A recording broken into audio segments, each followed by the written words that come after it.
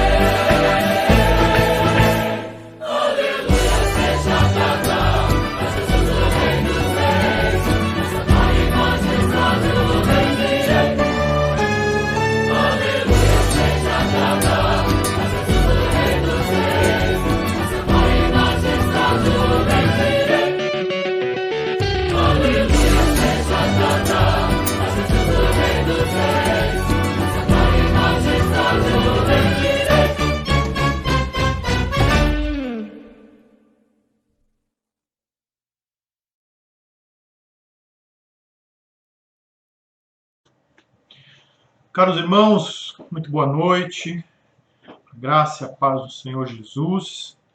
Quero ler com vocês nessa noite de quarta-feira o texto de Romanos capítulo 12, que nos convida para a sensibilidade. Alegrai-vos com os que se alegram e chorai com os que choram. Vamos orar. Quero convidá-los para orarmos juntos.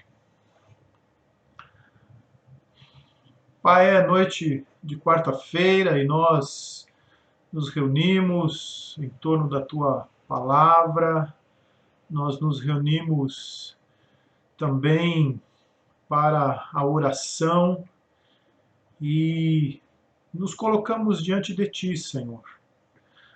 Cremos na Tua presença, cremos na Tua disposição de inclinar os seus ouvidos para a oração que se faz neste lugar, nesta casa, no corpo do Senhor Jesus Cristo, a igreja. E assim, ó Deus, nós nos alegramos, nós nos regozijamos na Tua pessoa. Por isso nós bendizemos, exaltamos o Teu nome, Senhor. nesse momento de culto, nesse tempo específico que dedicamos à nossa comunhão com o Senhor. O nosso louvor se expressa verbalmente. Louvado e engrandecido seja o teu nome, Senhor.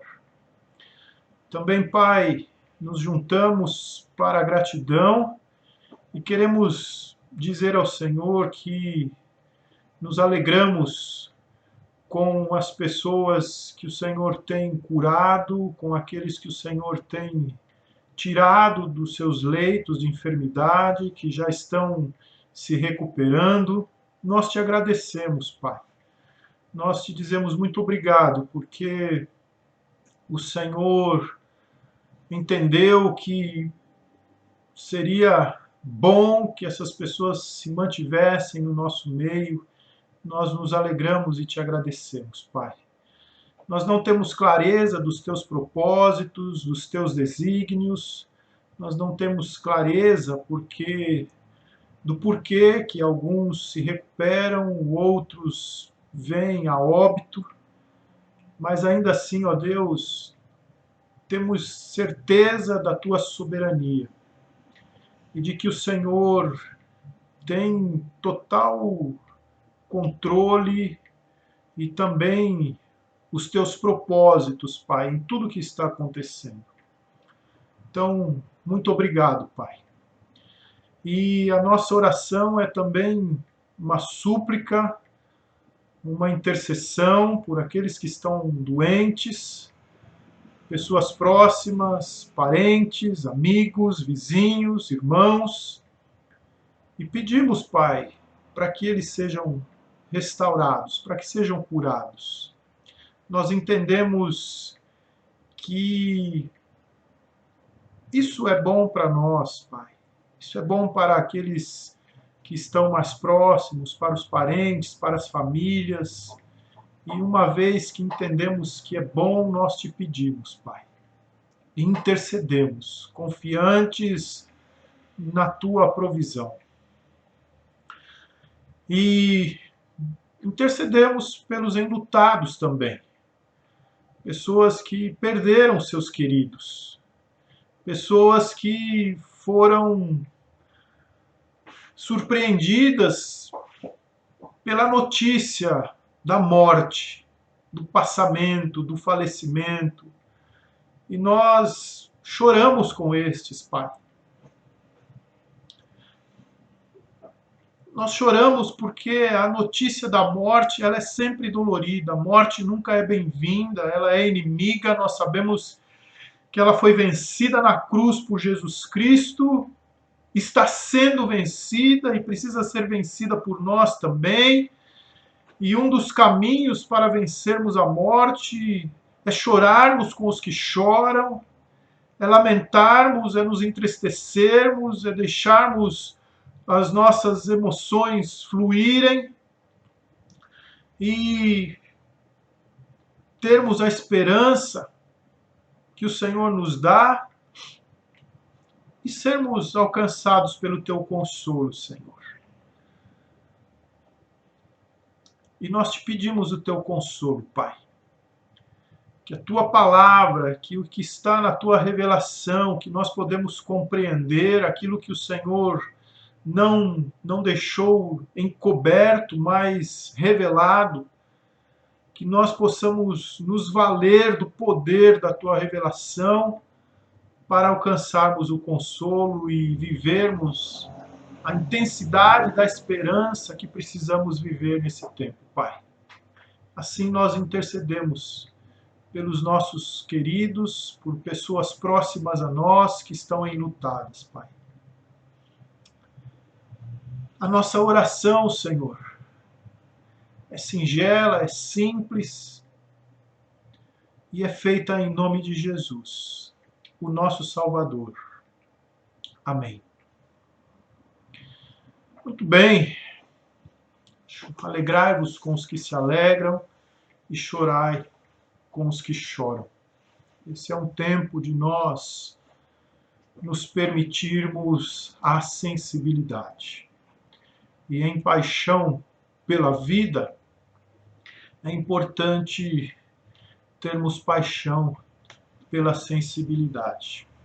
Esse é o tema que nós vamos conversar sobre ele nessa noite de quarta-feira, noite que nos convida para essa reflexão. O texto de Joel nos diz assim: convertei-vos a mim de todo o vosso coração, e isso com jejuns, com choro e com pranto. Rasgai o vosso coração, e não as vestes, e convertei-vos ao Senhor, vosso Deus, porque Ele é misericordioso e compassivo, e tardio em irar-se, e grande em benignidade, e se arrepende do mal. Esse texto diz que a nossa sensibilidade pode tocar o coração de Deus. Costumamos chamar de sensíveis aquelas pessoas que se emocionam, que choram, que se deixam afetar interiormente com facilidade.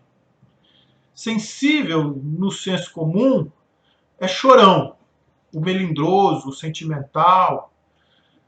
E em termos mais, num termo mais direto e franco, sensibilidade, no senso comum, fica para o fraco.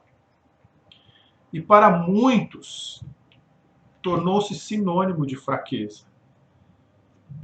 Para tantos outros, homens principalmente, sensibilidade é coisa de mulher.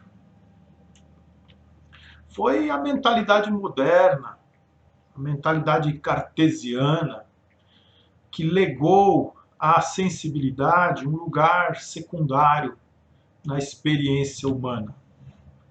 O penso, logo existo, de Descartes, fomentou essa racionalidade exacerbada e tirou o mérito, o lugar, em grande medida comprometeu o valor da sensibilidade. Viver bem seria resultado exclusivo do exercício intelectual, da capacidade de pensar correta e profundamente, do ser calculista. E o saldo da modernidade, porém, nós conhecemos bem. Todo esse cartesianismo, toda essa mente voltada para o intelectualismo, para a razão, provocou duas grandes guerras mundiais. A razão sem a sensibilidade fez do ser humano um monstro calculista.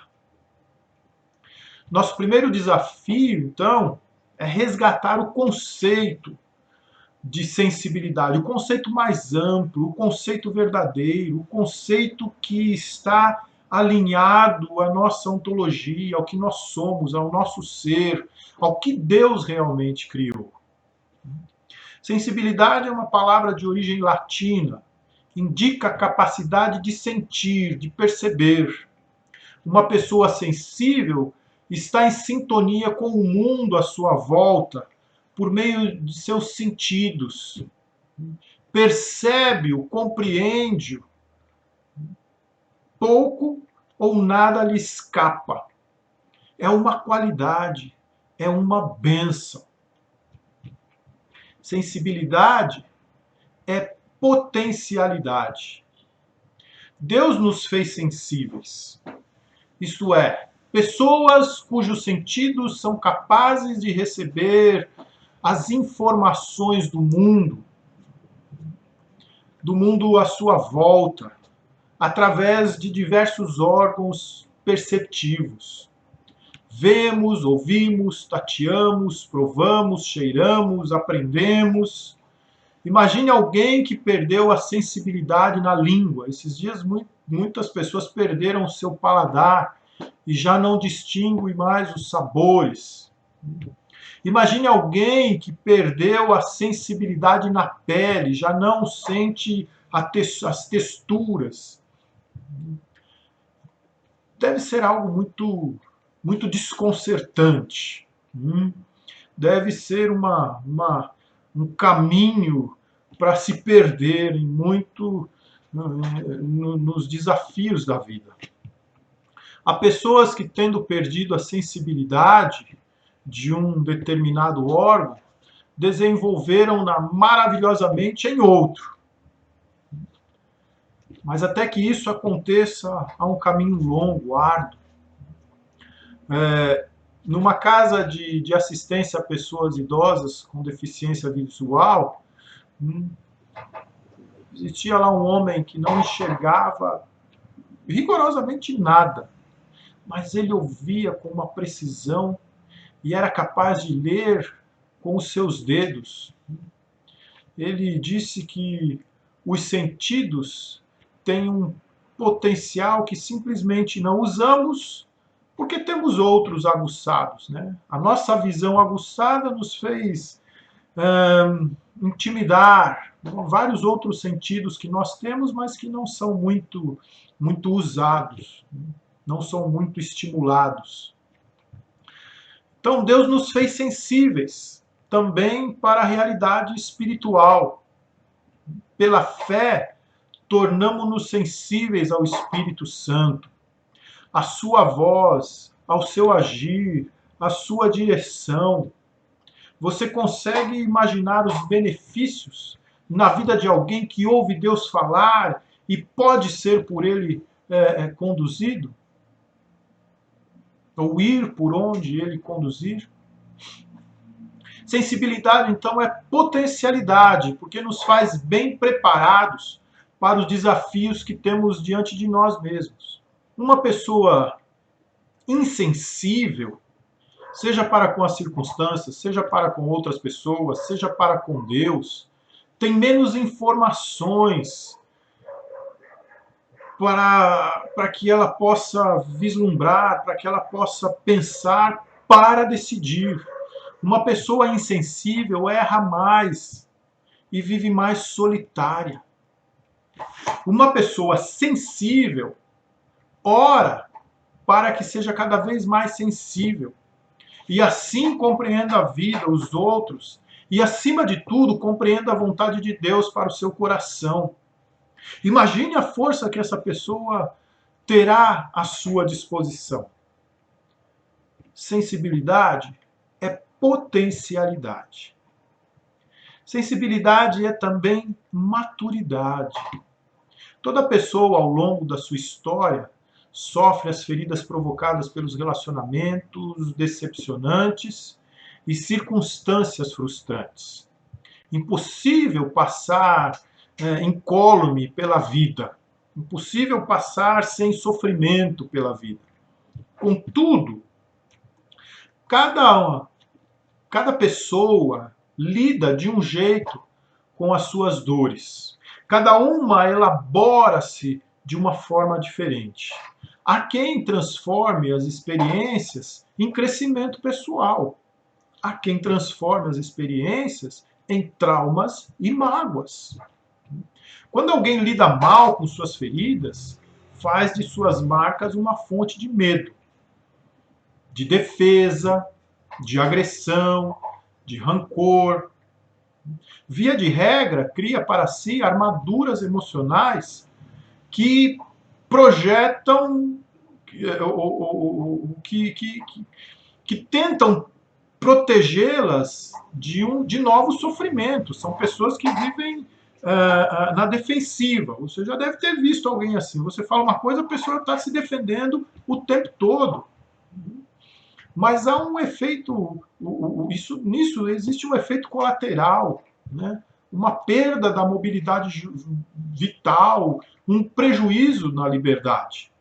Quanto mais grossa for a casca, quanto mais rígida a armadura, quanto mais pesadas as armas de defesa que alguém se permite ter na sua alma, tanto menores serão também suas experiências de prazer, de alegria, de satisfação. Por isso, quanto mais insensível uma pessoa, tanto mais imatura. Sensibilidade é maturidade.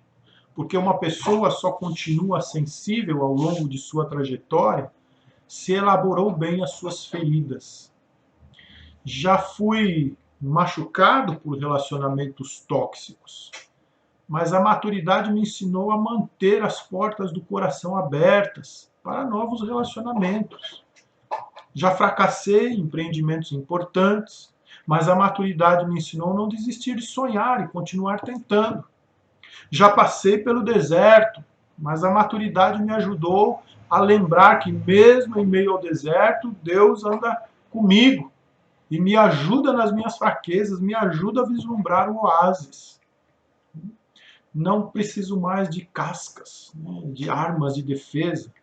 E a única armadura que pretendo usar é a armadura de Deus, lá no capítulo 6 de Efésios, no verso 11.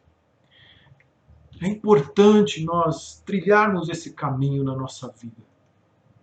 Permitirmos que as armaduras, que as defesas, que os escudos sejam colocados de lado.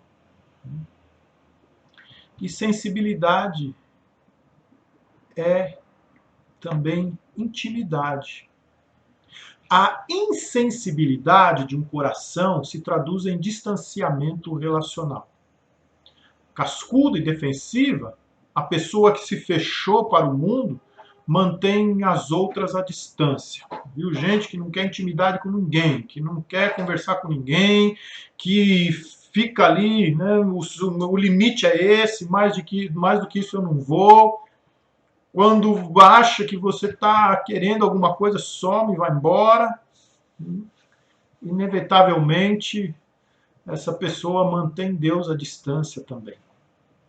Quando se relaciona com Ele, o faz de modo burocrático, frio, legalista, religioso, eu diria. E ouve apenas a si mesma, sendo incapaz de perceber a presença e o cuidado do Espírito Santo.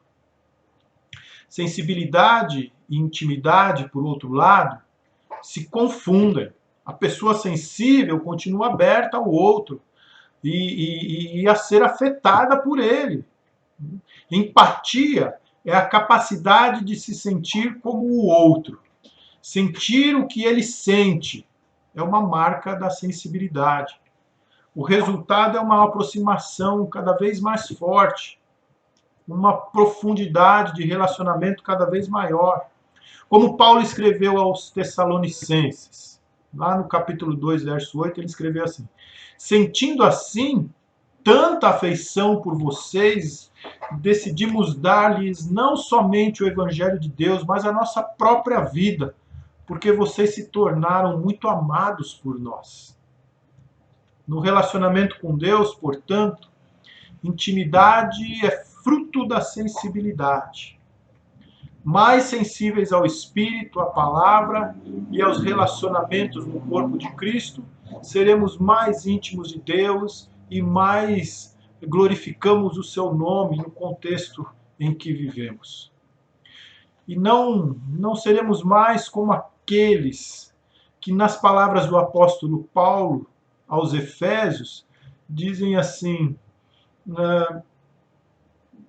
vou resumir aqui esse texto, né? Vivem na futilidade dos seus pensamentos, obscurecidos no entendimento, e separados da vida de Deus por causa da ignorância e devido ao endurecimento do coração, pois tendo perdido toda a sensibilidade, se entregaram à depravação e a toda espécie de impurezas. Isso é forte, isso é forte.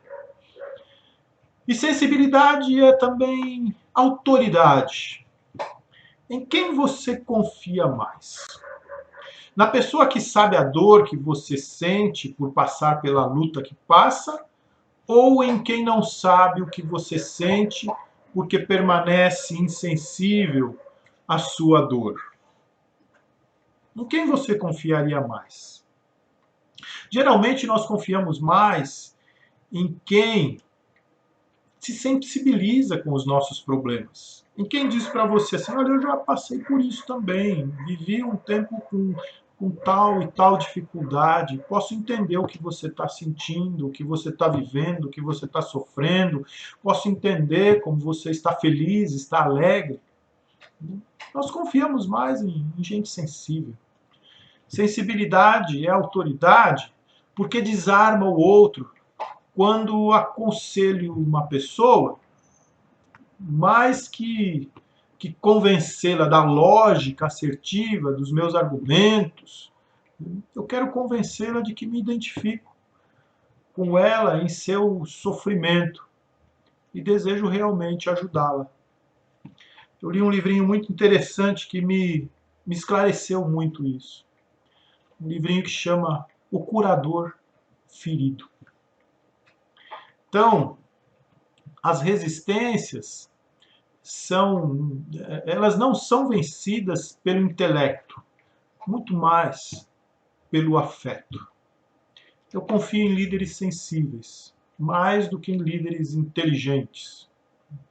Basta lembrarmos de que os psicopatas são extremamente inteligentes, mas nada sensíveis. O melhor exemplo nos vem de Jesus.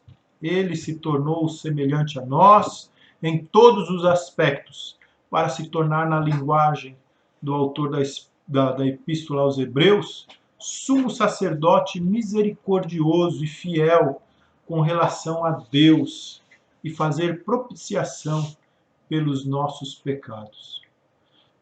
Pois naquilo mesmo, pois tendo em vista o que ele mesmo sofreu quando tentado, ele é capaz de socorrer aqueles que também estão sendo tentados. Jesus é o mais exemplar, o mais emblemático curador ferido. Ele sofreu as nossas dores. Ele abriu mão da sua glória e se fez servo à semelhança dos homens. Chorou com os que choravam no túmulo de Lázaro. Alegrou com os que se alegravam nas bodas de Caná. É a plenitude da sensibilidade de Deus para conosco. Nele podemos sempre confiar. Que Deus abençoe a tua noite. Que dê uma noite de paz e que Deus aguce a tua sensibilidade para você, a exemplo de Jesus, chorar com os que choram e alegrar-se com os que se alegram. Um grande abraço, uma noite muito abençoada.